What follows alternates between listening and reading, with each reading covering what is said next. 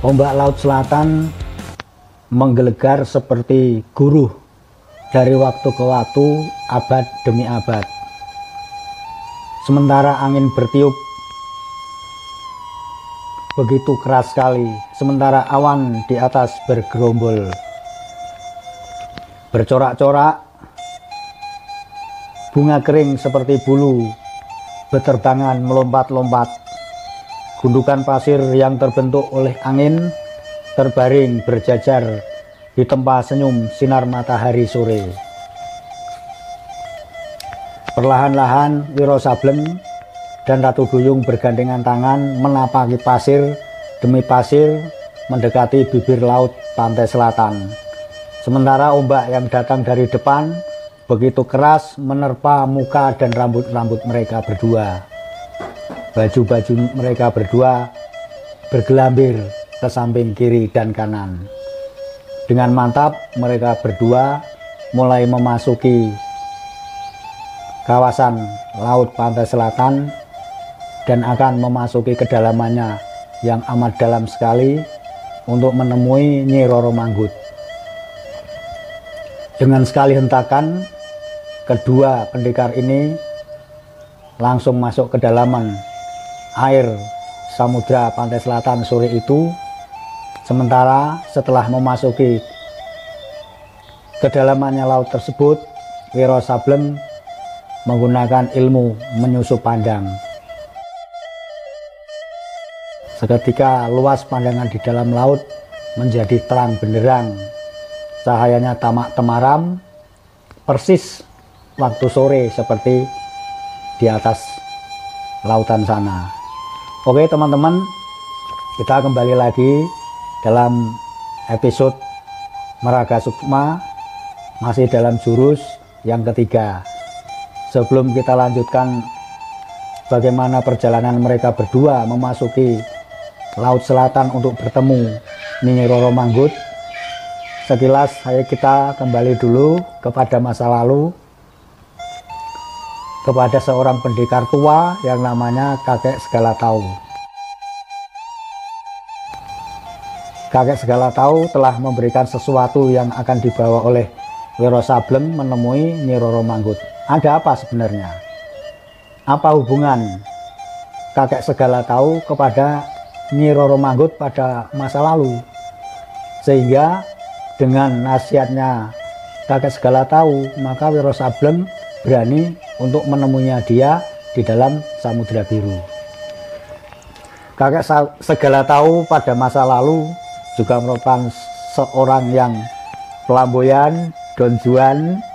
Begitu kalau kita kilas balik ke episode Mr. Batian Tito sebelum ini, bagaimana dulu Kakek Segala Tahu sepertinya menjalin sesuatu yang istimewa kepada Nyi Roro Manggut ini.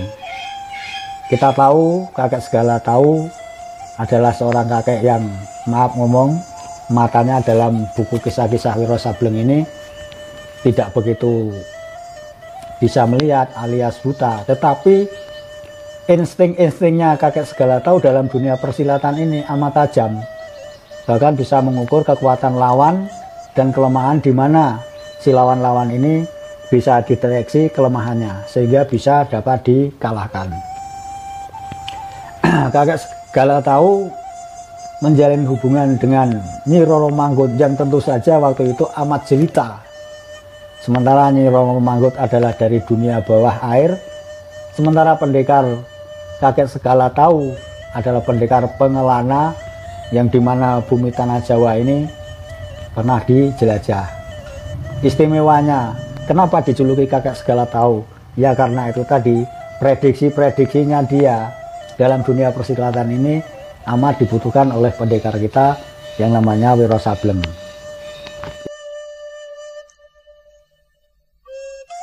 Itulah sekilas dari Kakek Segala Tahu. Dia kemudian memberikan sebuah kenang-kenangan atau istilahnya itu suatu titipan kepada Wiro Sableng untuk dibawa menemui Nyi Roro Manggut, karena dengan apa yang dititipkan itu kemungkinan Nyi Roro Manggut akan memberikan keluasan hatinya sehingga bisa memberikan ilmu Meraga Sukma. Nah, titipan inilah yang dulu pernah menjadi kenang-kenangan antara kakek segala tahu dan Nyi Roro Manggut. Oke teman-teman, kita lanjut mana perjalanan pendekar kita Wiro Sableng. Setelah mengawasi kedalaman Samudra Biru, maka di dalam pandangan kedua orang ini di dalam laut pantai selatan, maka dilihatlah di depan sudah berdiri tembok yang amat memanjang. Jadi temboknya amat panjang dan kokoh sekali. Kemudian Ratu Duyung mengajaknya Wiro Sableng untuk memasuki sebuah pintu batu yang amat tinggi, yang namanya pintu Naga Biru, pintu gerbang Naga Biru. Di situ terdapat patung yang amat besar mengerikan, sesosok naga biru yang melingkar. Konon patung ini sudah berdiri di situ dari abad ke abad sampai sekarang. Amat menyeramkan. Muka dari naga ini juga matanya yang merah menyorot ke depan ke arah pendekar kita ini. Padahal itu adalah sebuah patung batu. Ketika mereka berdua lagi terpesona dengan hal tersebut, tiba-tiba datanglah 12 rombongan gadis-gadis cantik dari Istana Agung Pantai Selatan, dipimpin oleh Nyi Kantil yang membentak keduanya. Ditanya dari mana ke mana, untuk apa keperluan mereka berdua memasuki wilayah tersebut. Tapi ketika melihat Ratu Duyung ada di situ, maka Nyi Kantil cepat menjura dan menghaturkan hormat dan mengatakan bahagia bahwa sudah lama mereka tidak bertemu. Tapi lagi-lagi Ratu Duyung yang sekarang sudah menjadi manusia normal mengatakan bahwa jarak di antara mereka sekarang ini tidak seperti dulu lagi. Bahkan kekuasaan Ratu Duyung sudah tidak berlaku seperti ketika dia masih menjadi penghuni istana di dalam lautan itu. Ratu Duyung, kami akan menolong sebisa yang kami lakukan. Kami merasa senang bisa bertemu denganmu. Kami harus pergi sekarang, kata Nyi Kantili. Ratu Duyung mengangguk dan lambaikan tangan. Pada Wiro dia berkata, ikutlah bersama Nyi Kantili dan kawan-kawannya. Ingat, begitu kau sampai di balik tembok karang abadi, kau baru bisa bicara. Wiro lambaikan tangan pada Ratu Duyung lalu bergerak mengikuti Nyi Kantili dan 11 gadis lainnya. Kalau tadi mereka keluar dengan cara menembus tembok karang abadi, maka karena membawa Wiro, para gadis itu melewati pintu gerbang Naga Biru. Sedikit itu saya bacakan teman-teman dari buku Meraga Sukma ini. Jadi ketika setelah terjadi dialog apa keperluan apa dari Wiro Sableng untuk bisa masuk ke Istana Agung, sudah dijelaskan bahwa Wiro Sableng akan menemui Nyi Roro Manggut dengan satu keperluan. Dalam dialog sebelum ini ternyata Nyi Kantili juga sudah tahu bahwa ternyata pendekar kita ini juga sudah terkenal di kalangan mereka pada waktu episode yang lalu ketika memasuki Istana Agung, tapi dari arah pintu lain, yaitu dari arah Pangandaran. Maka dengan berenang terus memasuki kawasan Istana Agung, dibawalah Wiro Sableng memasuki area itu yang ternyata setelah sampai di situ baru bisa Wiro Sableng membuka matanya dengan biasa seperti ketika saat di daratan. Bahkan mulutnya juga sudah bisa dibuka, tidak lagi kemasukan dari air-air samudra dalam kedalaman itu. Kemudian dalam cerita ini 6 orang anak buahnya Kantili melesat masuk ke Istana Agung untuk bertemu dengan dan minta izin kepada Nyi Roro Manggut bahwa dia membawa seorang tamu yang ada keperluan untuk bertemu dengan dirinya, yang dipimpin tentu saja oleh Nyi Kantili.